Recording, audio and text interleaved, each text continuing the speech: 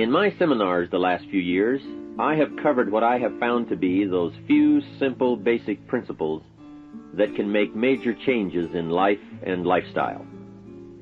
One of those subjects that gets the most comment is diseases of attitude. And out of that subject, worry and how to kick the worry habit have caused the most questions. So in this brief visit with you, let me give you my best look at worry, how to recognize it and define it, and what to do about it. And hopefully, these ideas will give you a good chance for confidence over worry. First of all, worry might well be killer number one. And if it is not the number one physical killer, although doctors tell us worriers die sooner than non-worriers, and we have all heard the expression, worry yourself to death, at least it is the number one killer of dreams and achievement, of energy and vitality and lifestyle. I know the damage and effect of this killer, worry, firsthand. I will spare you the details, but over a period of some 3 years, I let worry get out of hand. As I've mentioned before, I became a super worrier. I was good at it. The combination of small and big worries about my circumstances, what people thought of me, my finances, my abilities, the future, my progress, all led to a complete physical collapse, a stay in the hospital, emotional, mental, and physical exhaustion, and a deep despair I couldn't shake. A sad picture for a young man who should have been well on his way to carving out his share of opportunity. I am happy to tell you that good fortune came my way, and as many of you may be aware, I met a man, Mr. Earl Schoaf, with his ideas and inspiration and the help of a very close friend. I worked my way past the minefields of worry and disaster and out into the clear air of mental sunshine. And if I did it, anybody can do it. I'm not saying it's easy. It took me almost a full year to kick the worry habit. It took practice and much effort, but it was well worth it. Remember, don't ask for the task to be easy, just ask for it to be worth it. Don't wish it was easier, wish you were better. Don't ask for less challenge, ask for more skills. Don't ask for less problems, ask for more wisdom. It's the challenge that makes the experience. And life and its color and meaning and adventure for you is this collection of experiences. To wish them away is to wish your life away. So let's get to worry and what it is and what it does, how to define it, and what to do about it. And let's do it with eager, high hope that it won't be long until you will be free of the worry habit and on your way to the life and lifestyle that you want. First of all, let's define worry. There are many ways we could describe it. Worry is fear painting pictures in your mind. And if you watch that mental movie too long, you get a false picture of how things really are. Worry is a mental broadcasting station, and more often than not, it is false or at least distorted propaganda. Worry has that sneaky way of stopping short of giving you all the facts. Worry is often the trickery of mentally filtered facts on the negative side and the bold declaration that these are all the facts. Worry has the mental audacity to suggest that the elevator only runs one way, down. Many times worry is a 5-alarm bell for a wastebasket fire. And worry is a depletion of constructive emotion. It's wasted mental energy. It's like letting the starter run the battery down when the car won't start. And worry is most often a lack of all the facts, a lack of full understanding, a lack of total information, and an unpreparedness of ability, knowledge, talent, courage, faith, and all the other virtues. That should give us a better definition of worry, and remember, left unchecked, it can become like a mad dog loose in the house. And the sorrow and pain and regret is too large a price to pay not to do something about it, and to do it now. You see, if you contemplated the total sum of human suffering long enough, it would drive you mad. You must understand how life is: human suffering, man's inhumanity to man, war, disease, poverty. But it must be in what I call its rightful ratio of your mental and emotional time. So much for what worry is. The next question is, what can I do about it? What is the first step?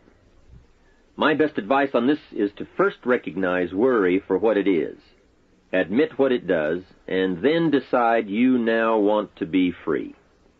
It first starts with decision on your part. And may I add, well, you should decide. Why let worry continue to take money out of your pocket and bank account? Why let worry any longer keep you from becoming all you can be? Why let it rob you of better friendships, better business, better profits, better results, better communication, better family relations?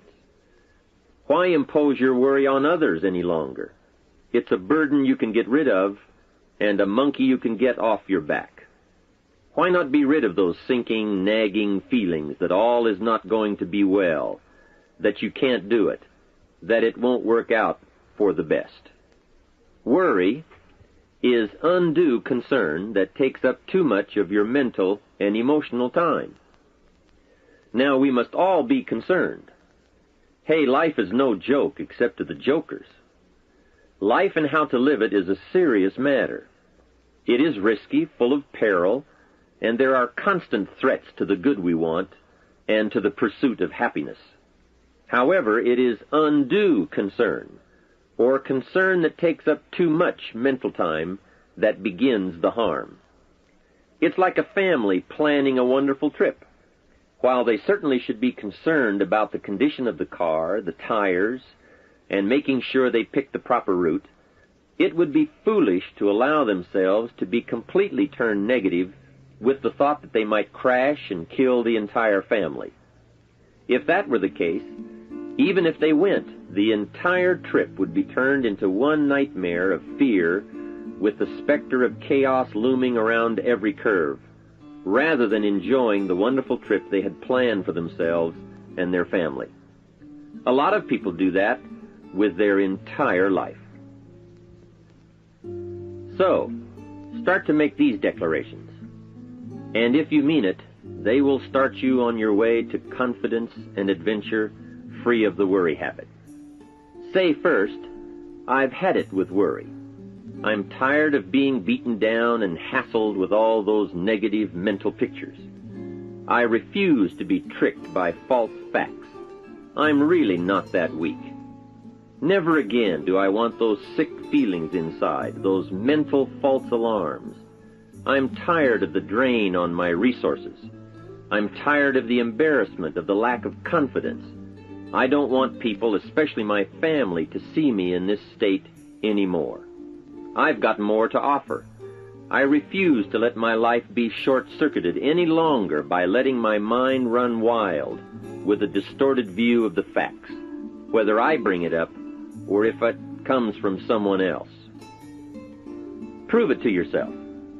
Think back over all the things that you worried about, all the fantastic, catastrophic events that your well-meaning advisors had told you were going to happen. Be pleased that none of them ever happened to you, or else you would not be alive today.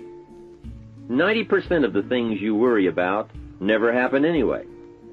All of us have had these well-meaning advisors who want to appear larger in the eyes of those they wish to advise, and who immediately rear back and describe every single bad option they can think of that might possibly happen. By the time they have finished, the one who has come for some confidence and some help wonders why he even bothers to live anymore. And the fact is, those things are never really going to happen anyway. Bring to question now what your mind tells you or what others tell you, and pledge not to go for false alarms. I've had it is a good beginning. This first step will start you arguing with your worry thoughts. Soon you will start to examine your fears and worries to see if they are valid, and you won't let your mind play those mental tricks any longer. It is possible to destroy any emotion you have, including worry and fear, by a very simple process, and that is, analyze it to death. Drag it out on the table and look at it. Weigh it against all of your past experiences. Make sure this one can stand against all the past facts you have. You will now start to use worry instead of letting worry use you. It's a beginning, being in control instead of out of control. You will now let concern and the first signs of worry prompt you to learn, ask questions, and look at all sides in order to evaluate true, positive, constructive action. Now you can say, I will let fear advise me of the facts, but I won't let fear tell me these are all the facts.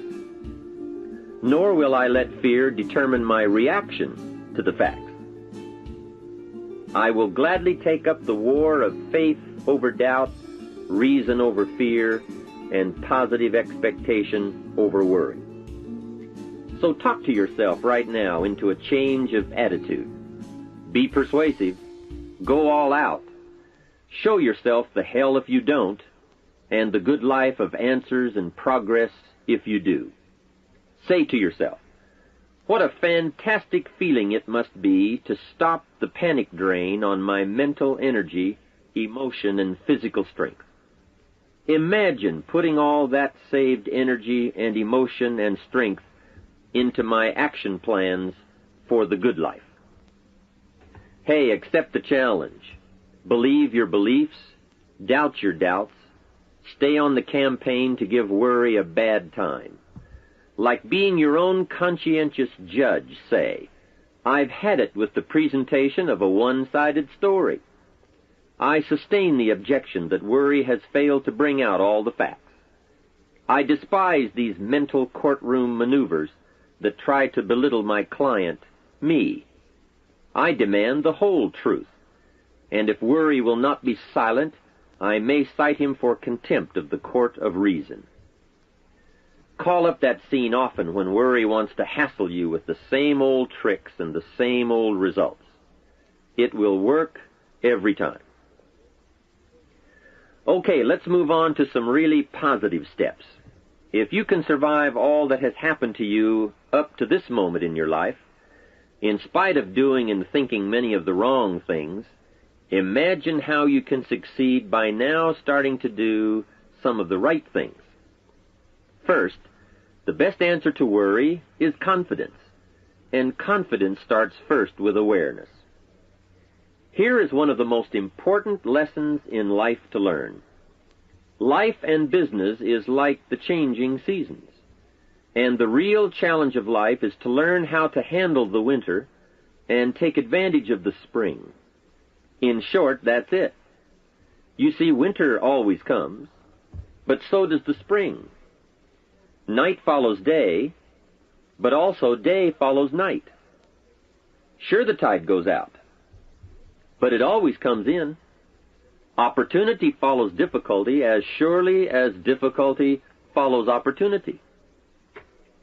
I have written and recorded much on how to take advantage of the spring, how to cash in on life's opportunities, work hard all summer, learn more ways to plant and protect what you invest, and to reap in the fall without complaint, knowing it's your harvest and you've reaped what you've sown. For this subject, however, let's talk about how to handle the winters, those times when worry, like winter, takes its heavy toll. So, we tell it like it is.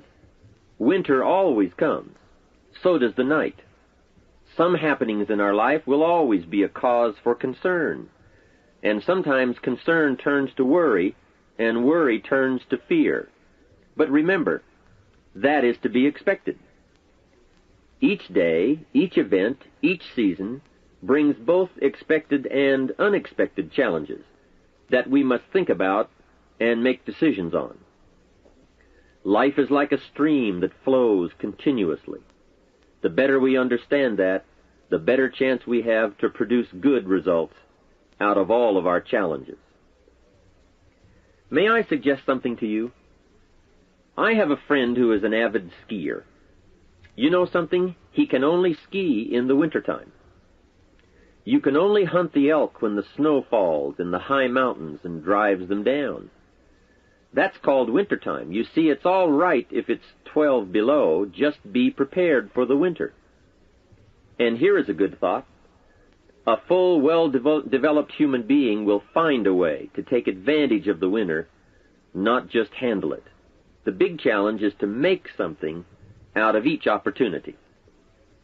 Now, if winters are always going to occur in our life, shouldn't we benefit from them too? Come the next winter, you could be on the inside looking out, seated by a warm fire, the company of a good friend, and those unique feelings of security in spite of the circumstances or the season. Begin to know now that the night will pass, and as you learn to grow and progress, you will better understand how to handle every night and better live every day. Here's some of the best advice I have on worry. First, don't be afraid to face the facts of life. It is not negative to understand that the winters always come. Don't be faked out. Don't clip the word impossible out of the dictionary. Sure, the Bible says all things are possible, but I don't really understand all that means. My daughters ask me, have you ever tried putting toothpaste back in the tube? Don't say I don't want to hear the problem. I don't want to see the difficulty. Don't show me the weeds. Don't say anything negative. Only see the positive. That's foolish. There is a thin line between positive thinking and kidding yourself. And remember, there's also a thin line between faith and folly. Here is the key. Humans have the unique ability to see it as it is, and they also have the ability to see it better than it is. One is called fact, the other is called faith. Faith you develop, facts you acquire. The facts you acquire are essential. It's like belief. You constantly must find facts to support your belief. Faith says, I will move mountains. It doesn't say, I will move mountains if someone gives me a bulldozer. I'll move a mountain if they will build me a road up there, if the weather's nice, if they give me a shovel. Faith just says, I will move mountains. Faith doesn't ask for a result to prove its existence. Faith is because it is. And remember, people die for faith. And some people give up everything they own, their life, for faith. Many years ago, over in Vietnam, a Buddhist monk did a very clever thing. He did the ultimate in political dissent. He burned himself to death. That toppled the government. That was faith. Totality begets totality. Here is a good prayer. Help me to see it as it is, and help me to see it better than it is, and then inspire me to act. Facts and faith and action. What a combination for personal progress. And action puts fear to flight. An Old Testament phrase says, watch the ants, you sluggard. Consider their ways and be wise. Not a bad suggestion. The study of ants. What do they do in the summer to prepare for the winter? That's a lesson in life and survival. Happiness, wealth, peace, security, success, safety, friendship, reward, results, and all human achievement comes from a growing ability to understand and handle the changing seasons. And so we come right back to the theme of our entire enterprise, self-development. Learn to work harder on yourself than anything else. The key to all success in economics or mental health is self-development. It will all change for the better when you change for the better. It's what you become that really counts. And you are the only variable. So a good statement is, you can't be all positive. You can't be all confident. You can't be all faith. But confidence and faith and courage and inspiration can dominate worry and fear. Physical and emotional forces are always at work, and something will win and conquer. Make sure you give yourself the best chance to get mental and emotional domination over all of your challenges. And here is one of the master keys to the good life: developing the intelligence and accepting the challenge of putting all of your emotional experience into their rightful ratio. Beginning this progress can bring about the most dramatic changes. You see, disappointment is like winter. It always comes. It is foolish to say, don't be disappointed. But you must learn to discipline your disappointment. If it dominates 51% of your time, you're in trouble. Continued heavy disappointment is like 12 months of winter, and 12 months of winter leaves very little alive. Use the guidelines of seasons to adjust to all the meaningful things that happen to you. So concern, fear, and disappointment, like many human emotions, serve a useful purpose as long as they are kept in their rightful ratio. Left unattended, the weeds take over. Disappointment rules. Worry breaks loose. Fear gets the upper hand, and doubt moves in. But managed, worked, given human action with will and knowledge and purpose, and gardens overcome weeds. Faith overcomes doubt, and confidence pushes worry into a small place. The second major key to mastering worry is to respond. Build up inside of you that heavy desire to be free, to get on with building your life and lifestyle. Too much is waiting to delay. Take a new look at your opportunities. Figure out new ways to seize them immediately and make them work for you. And here is a key. Bring a new dedication that you will master yourself with enough discipline to be more than qualified to do the present job and prepare yourself for the next move up. Expose yourself to every stimulation possible that will put all this in perspective. Now let's move on to a very important point, and that is, the best answer to worry is confidence. First, self-confidence. I can better handle next winter. I have a strong shelter. It is stocked with supplies. I now know how to take advantage of the spring. I'm going to plant better crops and bigger crops. I can last through the summer. I won't quit this time. I'll study weeds and how to get rid of them. I'll be less frightened of the changing weather and the quick storms. In the fall, I will exercise more care and reap what I have without complaint and blame nothing for the amount of my harvest. I'll learn to save a fair portion so that I can survive the bad seasons when out of control the hailstorm comes and it all goes wrong. Now we must consider this. The most fatal deterrent to self-confidence is guilt.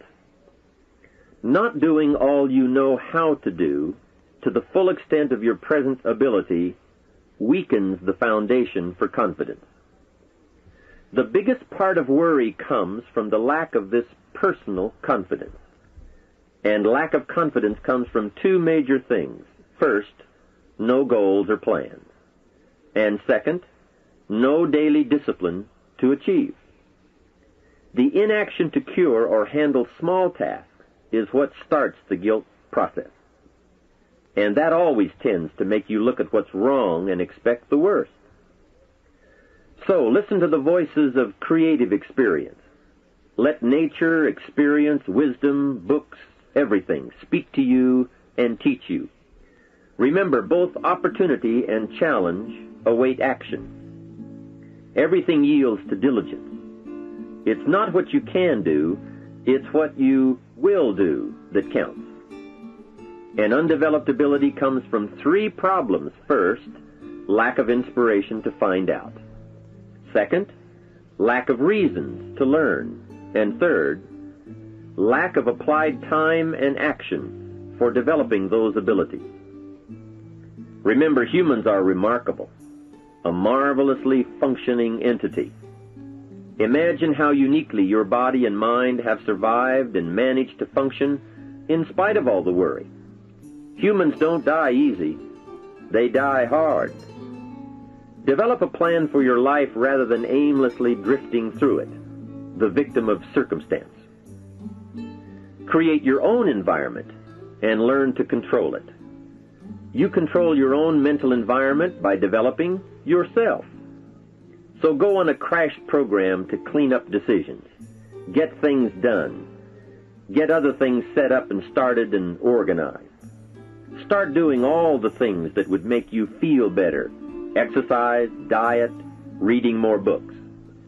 Open a floodgate of positive moves in the right direction. And be thankful. Add up what you do have. Make an actual as well as a conscious mental list of all you possess, tangible as well as intangible. In view of the 4 billion other inhabitants of the world, yours is probably an incredible list.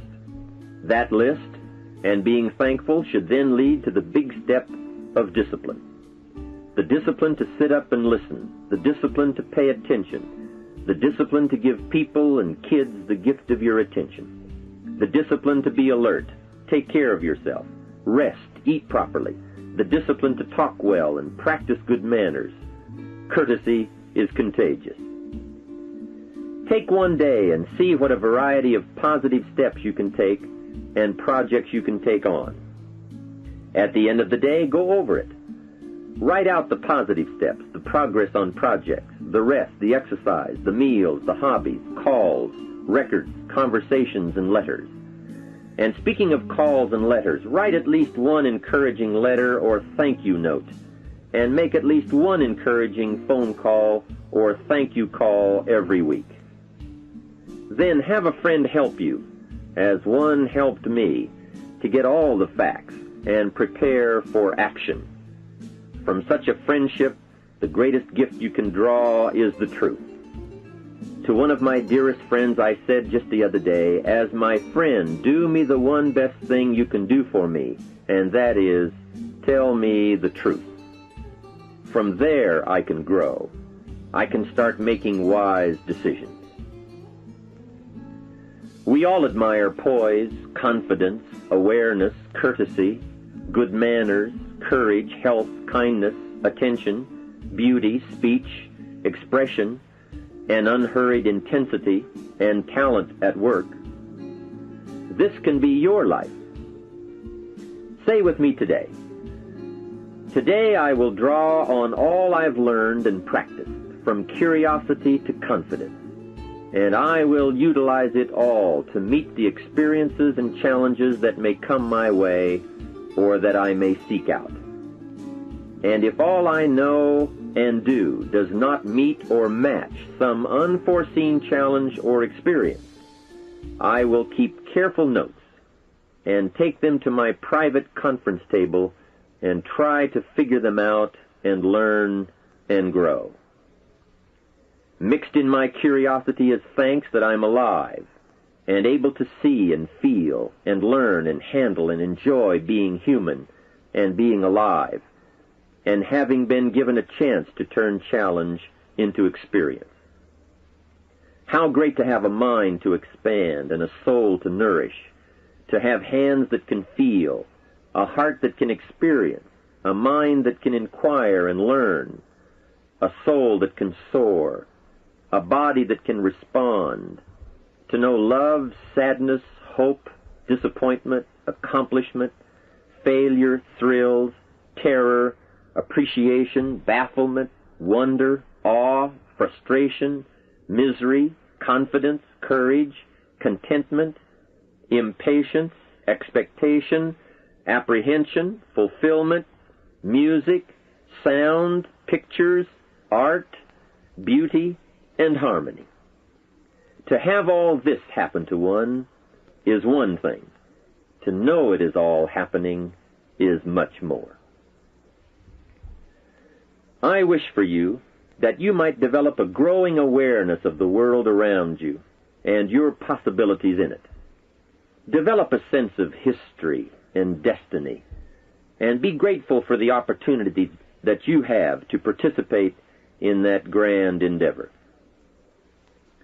To sum it all up, first understand what worry is. You now know that it can be beneficial and destructive, depending on your awareness. Next, resolve to be free of the habit. That job is up to you, to work on yourself, to get the right attitude. Next, start the daily action of first cleaning up all your current situations. Remember, little achievements lead to confidence that conquers guilt. Then buy up every challenge to reach your goals. You can now handle it, the winter, the spring, the harvest. Bring a new zeal to every problem, to every fear, to every opportunity. The inspiration from it all and the immediate and future progress that will someday give you a view from the top of your goals, your adventure, and your achievements. In conclusion, let me give you one piece of poetry that sums up what a life of adventure should be like and how you should feel. You are now a seasoned warrior. You bear the scars of honorable battle. And here is where you stand today. The familiar words of William Henley, "Out of the darkness that covers me, black as the pit from pole to pole, I thank whatever gods may be for my unconquerable soul. In the fell clutch of circumstance I have not winced nor cried aloud. Under the bludgeonings of chance my head is bloody but unbowed. It matters not how strait the gate, nor charged to punishments the scroll. I am the captain of my fate, I am the master of my soul." From all of my staff, and from myself, personally, I want to thank you for listening. Let's do something remarkable.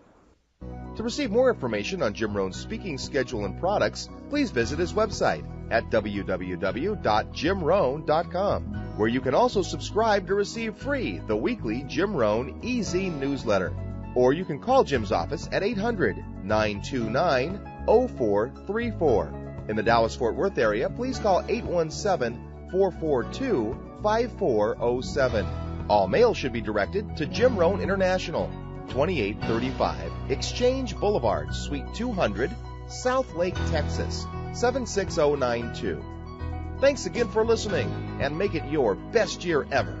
Here's to your success.